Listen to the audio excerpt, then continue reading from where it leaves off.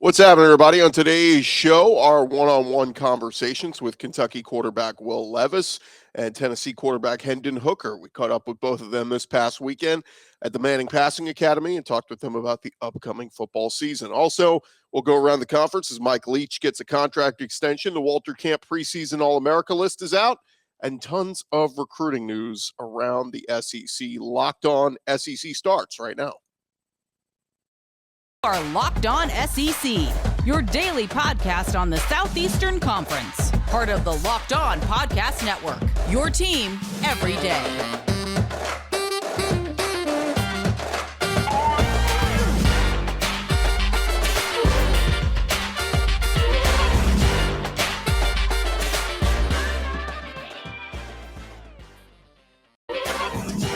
And what is happening, everybody? Welcome into Locked On SEC. It's great to have you guys along. I'm Chris Gordy. Thanks for making Locked On SEC your first listen every day.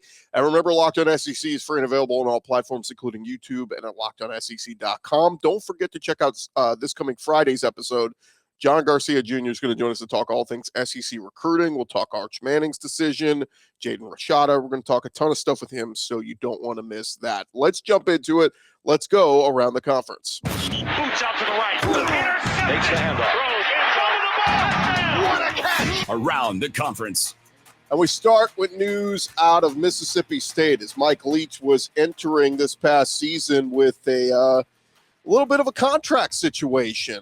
Mississippi State law allows public employees to have contracts with a maximum length of 4 years. But on Tuesday, it was reported by the Clarion Ledger that Mike Leach had signed a 2-year extension to stay at Mississippi State. According to the report, the school confirmed that Leach signed the extension, a 2-year extension.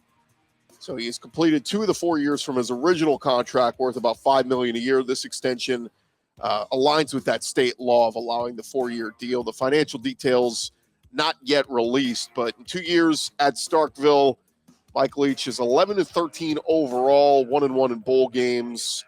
But no doubt he has made it exciting. Will Rogers, very productive quarterback there in his system, and they're just hoping to turn the corner. Maybe get to double-digit wins here very soon in Starkville and really start to see that Mike Leach offense and everything pay off for that team. But certainly very well-deserved by Mike Leach. But we will see if he is able to get over that hump for Mississippi State. Look, Dan Mullen did a fantastic job there. The Dak Prescott run was outstanding, but still looking for Mike Leach to take Mississippi State to the next level. We'll see if he's able to do that. Some other news on Monday, the Walter Camp Preseason All-American teams were announced. A total of 10 SEC players were honored. SEC had 3 players on the first team offense, 6 on the first team defense. First team offense included Brock Bowers from Georgia, Osiris Torrance, offensive lineman from Florida coming in. A lot of people excited to see what he could do. So that is an interesting one. And then Bryce Young, of course, your reigning Heisman Trophy winner, who is back at Alabama. First team defense, Jalen Carter, the big man on the defensive line at Georgia.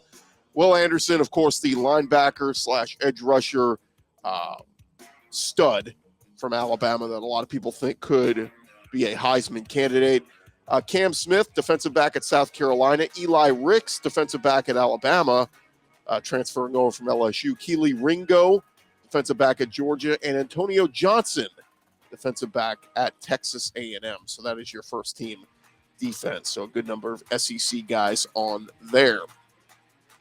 In some transfer portal news, LSU getting an addition in Gregory Clayton Jr., former UTSA wide receiver. He announced on social media he is heading to Baton Rouge to join LSU for the upcoming season. He's 5'10", 180 pounds, a native of Lutcher, Louisiana. So he tweeted out he is coming home to the state of Louisiana. He was a JUCO transfer to UTSA, where he played at Trinity Valley Community College prior to that. He was a 3-star recruit coming out of high school, was the number 31 player from the state of Louisiana. Played a lot of special teams, made 8 tackles, 6 solo, so we'll see if he is able to maybe make an impact on special teams for LSU. He entered the transfer portal back in December. Meanwhile, Mark Stoops getting some good news over at Kentucky as running back D. Beckwith, who entered the transfer portal at Tennessee earlier this year, looks like he has found his way over to Kentucky. He reportedly is on the Kentucky roster, according to Maggie Davis of BBN Tonight, as a running back after he saw limited action at running back and on special teams in Knoxville. Beckwith is listed at 6'5", 230 pounds, began his career at wide receiver before shifting to running back in 2020. When he signed with the Vols, they beat out Florida to get him. Meanwhile, Ramon Jefferson, he was a redshirt junior last season at Sam Houston State, rushed for 1,200 yards. He has announced he's transferring to Kentucky. So 2 running backs heading to Kentucky. Jefferson was considered the second highest ranked player available in the 24/7 Sports transfer rankings. He initially committed to Colorado earlier this year when he entered the transfer portal, but about a month ago he decommitted from them. Tennessee was also interested in him. He started his career at Maine, where he rushed for 1,000 yards as a redshirt freshman, then went to Garden City Community College, and then landed at Sam Houston. After his visit to Kentucky earlier this month, he told 24/7 Sports, "I really like their offensive scheme. I feel like it'll fit my playing style." So you just wonder if there's maybe something there with Chris Rodriguez, obviously coming back, but had a little legal issue this offseason. Maybe Kentucky just doing their due diligence and making sure they've got a deep running back room just in case. Meanwhile, over at Alabama, they picked up a Memphis native and a JUCO linebacker in Justin Jefferson. He committed to play at Alabama. It's the Crimson Tide's 5th commitment the last 2 weeks, 8th member of their 2023 class. He announced his commitment after visits to Florida and Texas A&M. He's 6'2", 210 pounds, played at Pearl River Community College. Pete Golding was his primary recruiter. Raved to Bama Online about Pete Golding, saying it was a lot of love coming from Bama. I got to see what it's like. I love the competition. It's going to make me better in the long run. He plans to enroll at Alabama next January. He is their number 8 recruit for the class of 2023 so far. Second linebacker joining Yonsei Pierre. Meanwhile, Alabama also picking up a big-time recruit this week in cornerback out of Alabama, Tony Mitchell. Big 5-star announced on Sunday night. He committed to Alabama after he had a group of finalists that included Auburn, Georgia, and Texas A&M. 6'10", 6 foot, 180 pounds. Where he had the number 2 corner in the class of 2023, number 2 overall recruit from the state of Alabama. So he stays home. Freddie Roach doing some good work there. Meanwhile, Florida, they missed out on a couple of big recruits in recent days, but they did pick up 4-star corner Sharif Denson out of the Jacksonville area, 6 foot, 170 pounds. He's the number 24 corner in the class of 2023. So the Gators up to 9 players in their recruiting class. And over at South Carolina, Shane Beamer picking up a 4-star linebacker out of Jacksonville named Grayson Howard, 6'3", 223 pounds, the number 17 linebacker in the class of 2023. So continues to add some big pieces to that defense. Meanwhile, some not so great news for Jimbo Fisher over at Texas A&M. Johnny Bowens committed to the Aggies back on Christmas Day. He is decommitted from the Aggies. He's from the state of Texas, 6'2", 265 pounds. He's a 4-star prospect, number 36 defensive line prospect. But it looks like Oregon, Texas, and LSU are in the mix for him. He thanked the Aggie coaching staff for giving him an opportunity. In other news, Missouri head coach Eli Drinkwitz adding to his staff, adding former Notre Dame college offensive coordinator Brendan Boylan. That's from Football Scoop. It's the latest addition to his off-field coaching staff. Boylan will assist the offense this coming season. And there you have it. That is the latest news going on around the conference. Thank you guys for making Locked On SEC your first listen every day. Coming up next, our conversation with Kentucky quarterback Will Levis. You don't want to miss that. Need to remind you about our friends over at Rock Auto. With the ever-increasing numbers of makes and models, it's impossible for your local chain auto parts store to stock all the parts that you need. You have computers with access to rockauto.com at home and in your pocket. Save time and save money when you use Rock Auto. You can save 30%, 50%, sometimes even 100% on some of these parts that you would get from a chain store or car dealership. Rock Auto is a family business serving do-it-yourselfers for over 20 years. Their prices are reliably low for every customer, I got everything you need from brake parts, tail lamps, motor oil, even new carpet. Go check out their easy-to-use website today. Find the solution to your auto parts needs. Go to rockauto.com right now. See all the parts available for your car or truck, and make sure you write Locked On in their How Did You Hear About Us box so that they know that we sent you. An amazing selection, reliably low prices, all the parts your car will ever need. Visit rockauto.com.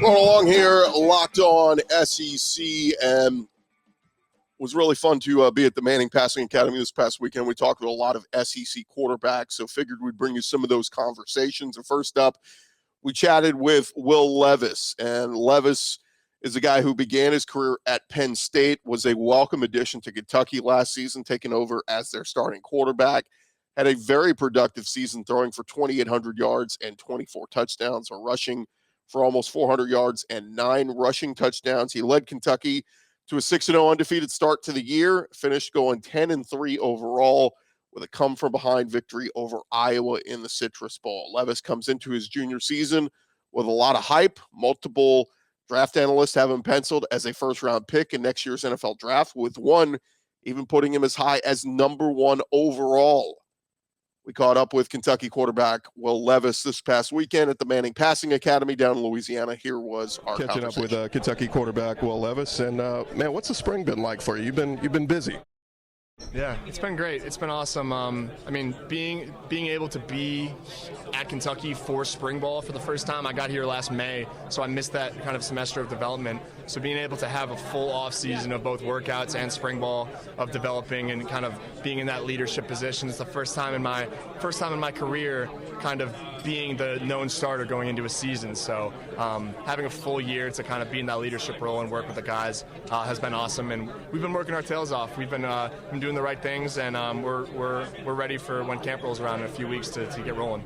You lose some pieces. Wandale's off to the NFL, a couple of the other guys, but you bring in some new pieces, some guys from the transfer portal and all that. What do you make of the new additions, and how are they settling in so far? I'm excited. I think we definitely lost some awesome dudes, but I think that across the board we're deeper this year, which is great. And the transfers that we got, as well as the new freshmen, have been able to already show that they will be contributors for us, at least a handful just on offense. So, I mean, Tavion Robinson in the slot from Virginia Tech, great ball catcher, great route runner, awesome dude, good leader. He's going to be a premier player for us. We've got a couple of true freshmen at receiver as well that are going to be able to make some huge plays for us. One of them is Dane, who got here for the spring, that I've already been able to see on the field in pads, who's way ahead of the curve right now, which is awesome. And defense as well. I mean, all across the board, we got new guys that are going to be able to step in and make good plays for us, which I'm really excited about. A new offense, new OC. Liam Cohen's gone, Coach Cangarello in. What do you like about him so far? I love him. The one thing I love about him is that he's been able to work with so many different quarterbacks, so many different elite quarterbacks in his career, that it's just helped him understand and approach coaching in a way that other people might not be able to understand, and that some guys need to be taught a certain way about a certain thing, while other guys may have to be taught a different way. And I feel like he's seen so much of that and seen so many kind of just like intricacies in different guys and how people operate and how people throw, that he's able to teach us all individually very effectively, opposed to telling me to do something and then telling everyone else to do the same thing, you know? So, I mean, that's the kind of thing when he talks like that, where you kind of taken aback and you're like, wow, this guy knows what he's talking about. And he truly is a really awesome football mind. Throughout the years on the show, we've had tons of Kentucky guys on, Darian Kennard, Yusuf Corker, the list goes on and on, but every one of them just talks about how much they love Coach Stoops. How much do you love Coach Stoops? With all my heart. I mean, as much as I can. I mean, he's an awesome dude.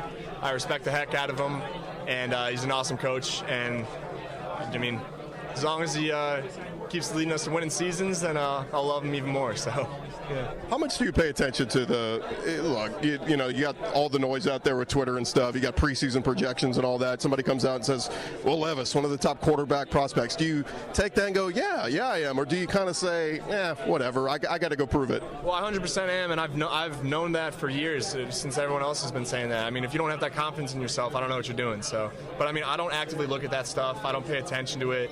You got to acknowledge it, and I mean, you can't acknowledge it and be like, that's kind of cool, but as soon as you turn the page, throw it behind you, and just move on and focus on what really matters. Do you pay attention at all to a couple years ago, Joe Burrow? He has a nice year at LSU, but that next year he comes back and just everything amps up a level. Do you think maybe that could be a little bit like you this year, that everything amps up a level this year? No, I think so. I mean, I'm not going to compare my story to anyone else, but I mean, I think it's a similar situation, and that's obviously what I'm hoping is going to happen. So we'll see. Okay, last thing, dispel a rumor. Mayo in the coffee, is that real? Yeah, I mean, I've done it a couple times, but it's not my forte. But I have done it, and it's not bad. So.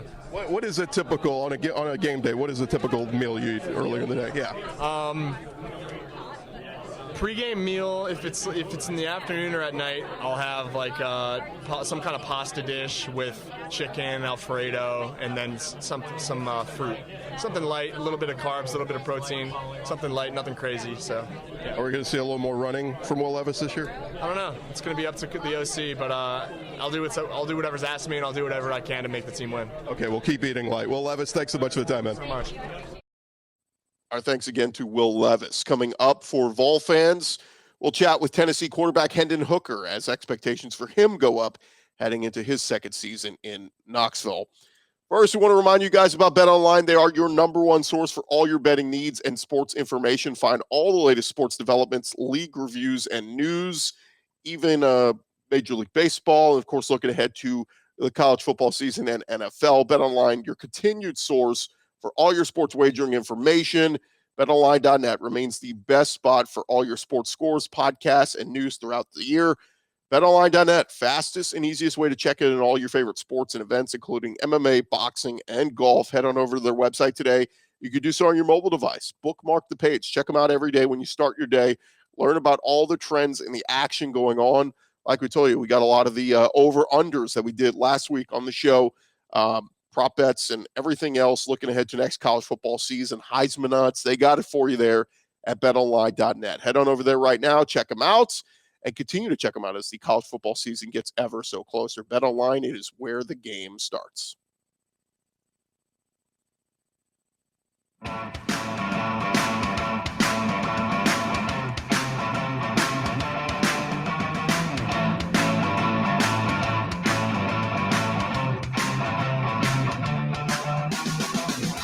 Right along here, Locked On SEC. Thank you guys for making us your first listen every day. And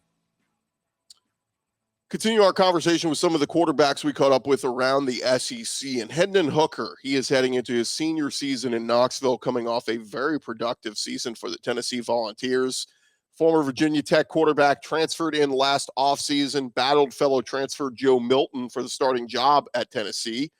Hooker initially lost that battle to Milton, but it wasn't long before he was in there taking over as the starting quarterback and never looking back. Hooker got better as the year went along, finishing with a 378-yard passing performance in the Music City Bowl, where he completed 5 touchdown passes and added another 59 yards rushing. While Tennessee was expected not to be very good in Josh Heupel's first season on Rocky Top, Hooker was a big reason why the Vols got to 7 wins on the season, including an impressive road win at Kentucky. Heading into his senior year, a lot of draft scouts are keeping an eye on Hooker, saying if he has a big year, it could go a long way to improve his draft stock. But Vol fans are looking at the other teams in the East, like Georgia and Kentucky, and wondering, hey, can we play spoiler in the East this year? Perhaps get to the SEC title game. We caught up with Vols quarterback Hendon Hooker this past weekend at the Manning Passing Academy down in Louisiana. Here was our conversation with him. Catching up a couple minutes here with Tennessee quarterback Hendon Hooker. What's this offseason been like for you, man? I know you've been busy. Yes, sir. It's just been a grind, like no other. I definitely feel the shift in the team's attitude to wanting to come in, get extra work in, and just improve our games all around. Do you pay attention to any of the off-season hype? I mean, with social media and Twitter, you can't ignore some of that stuff, but people throwing out Hendon Hooker, dark horse for Heisman, all that. Do you like that? Do you embrace that stuff, or you just kind of go about your business? Yeah, it's cool. It's a blessing, to be mentioned in that. But the essential goal is to win ball games, and that's what I'm here to do. To keep improving not just on the field, but off the field as a man, and, encourage my teammates, to do the same. Let's talk about Coach Heupel. What did you like about him last year as the head coach? And once you kind of settled in as the guy, it seemed like you got more and more comfortable in that offense. Yeah, Coach Hype, is a great coach, great man off the field as well. He encourages us all, to be better on and off the field. It's a learning process every day. He's gonna test your knowledge of football in the quarterback room, and that's something that is important because I want to learn, and everybody else in the room wants to learn and progress to be better players. So just being around him, Coach Hosley, and the supporting staff around the quarterbacks, it's a blessing. You lose a couple guys like Velas, they go off to the NFL, but you got Cedric Tillman back, you got some other pieces. What do you like about the weapons you have coming back? Yeah, I'm excited for the guys that's coming back. I'm happy for Velas and Javante. They're in NFL camps. I'm very proud of them. But the guys still in Tennessee, we're still grinding every day. I still got guys catching 3,000 jugs, throughout the summer. So I'm excited to see those guys really in action as we progress here forward and get into some team things and see them against some defenses. What's the biggest thing you wanted to work on this offseason with your game to improve? Yeah, just being relaxed. Staying relaxed, staying even keel. I was pretty even keel last year, but it was moments where I felt like I could be even more relaxed and being even more control of the offense. Just building my knowledge on not just our offense, but the game of football. Watching NFL tape, watching different quarterbacks, whether that's quarterbacks in college or NFL. Old school tape, all of that. I'm just a student of the game. So just learning every day, learning something new every day is what I'm trying to do. You have some great running ability, but in the SEC, man, you can take some hits. Do you have to be kind of selective with when you pick and choose when to run? Yeah, for sure. My coaches and my mom have been on me about those hits. So this year is definitely, being thoughtful of my body and longevity. But I'm still aggressive and I'm still a ball player. So when I'm out there, I'm trying to make plays. What's your thoughts on the Tennessee fan base? They're a passionate bunch, and man, when Tennessee's rocking and rolling and things are good, they are supportive. What have you heard from the Tennessee fan base, and what the pulse on how excited they are for this upcoming year? Yeah, the feel and pulse is amazing. The energy they bring to Neyland is like no other.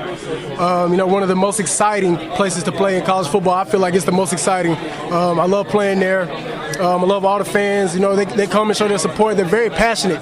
So when you're passionate about something, if something doesn't go your way, you're going to express it. So that's all they're doing, and I understand. And all we're trying to do is represent them to the fullest and put on a show as well.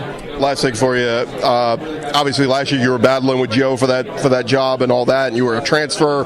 It's got to be a better comfort level this year for you, right? Like being the guy and kind of feeling that going into fall ball. Yes, sir. Yes, it's it's a lot more relaxing, but not in the way of taking days off. I pride myself in work, and Joe does as well. And me and Joe push each other to be better. It's many days when me and Joe are watching film at his house or my house, correcting each other. And then when we're on the field, he's like, "Hey, Hen, this right here," and I'm like, "Hey, Joe, you can do this right here." So, just building off each other is amazing. And for him to be in the room with me is a blessing. All right, one more. What's Hendon Hooker doing in his off time when he's not playing football? Lately, it's been playing golf. Yes, sir. Been playing a lot of golf here recently. If I'm not doing my grad school work this summer, so trying to get that master's. How's the golf game? Golf game's pretty good. I took some years off. I haven't played in like 5 years, but get back into the swing of things. Last time I shot like a 85. So it's okay. It's average. Short game better? Putt game? What's the best? Short game is excellent. Putt game excellent. My drive just isn't straight. But once I get my drive straight, it's going to be good. Hendon Hooker, thanks for the time, man. Yes, sir. Thank you. Thanks again to Hendon Hooker. That is going to do it for this edition of Locked On SEC. Again, thank you guys for listening and subscribing. You don't want to miss Friday's episode. John Garcia Jr. from Sports Illustrated going to join us to talk all things recruiting. We'll touch on why Arch Manning didn't go to Georgia or Alabama, why Jalen Rashada did not go to Florida. And we'll also talk about some of the other guys that did choose the SEC this past week or two and why they chose those schools. So you don't want to miss that. Thank you guys again for making Locked On SEC your first listen every day. Now go make your second listen. Check out some of our other great podcasts along the Locked On network, whatever school you're looking for, whether it's South Carolina, Kentucky, Auburn, Alabama. We got you covered with those schools. Just search Locked On, and whatever school you're looking for, odds are you will find it, and you will enjoy all the great coverage that our team has going for you, talking all things SEC. I'm Chris Gordy. We'll talk to you guys on Friday right here on Locked On SEC. Thanks again so much for listening to us and checking us out on YouTube. Search Locked On SEC. We'll talk to you guys soon.